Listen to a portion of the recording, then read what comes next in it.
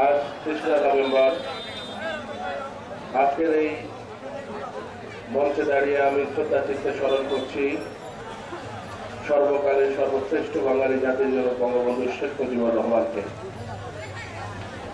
1975 15 August ঘাতকের নির্মম বুলেটে ৩২ নম্বর বাড়িতে যারা শহীদ হয়েছেন বঙ্গবন্ধু পরিবারের সকল সদস্যদের আমি শ্রদ্ধা চিত্তে স্মরণ করছি। জাতীয় চার নেতা 1971 সালের মুক্তিযুদ্ধে 30 লক্ষ শহীদ 2,69,000 মা বোনদেরকে আমি প্রত্যেকটি শহীদের আত্মার মাগফিরাত কামনা করছি। আজকের এই মঞ্চের সামনে যারা সমবেত হয়েছেন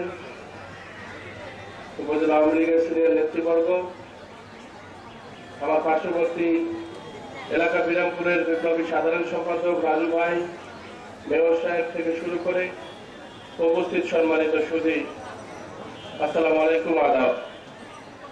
আমি আসলে শারীরিকভাবে অসুস্থ, যার কারণে কথা বলতে একটু কষ্ট হচ্ছে। যে ছেলেটি আমাদের বক্তব্যের শুরুতে কিছু কথা বলে গেছে, ছোট মানুষ, হয়তো আপনাদেরকে বোঝাতে পারে নাই। ৩রা নভেম্বরের টোটাল চিত্রটা কিন্তু তার বক্তব্যে ফুটে উঠেছে। তাজউদ্দিন সাহেব যখন গুলি খেয়েছেন গোড়ালি এবং পেটে, পানি পানি বলে চিৎকার করেছেন, তখন কিন্তু হায়নারা এসে আবারও বন্দুকের সামনে যে বেয়নেট থাকে সেই বেয়নেট দিয়ে তাকে খুঁচিয়ে খুঁচিয়ে আবারও হত্যা করেছে। তাজউদ্দিন সাহেব যে কোরআন শরীফ পড়তেন, সেই কোরআন শরীফকেও ধাপে করে রেহাই দেয় নাই, সেই কোরআন শরীফও গুলিবিদ্ধ হয়েছিল।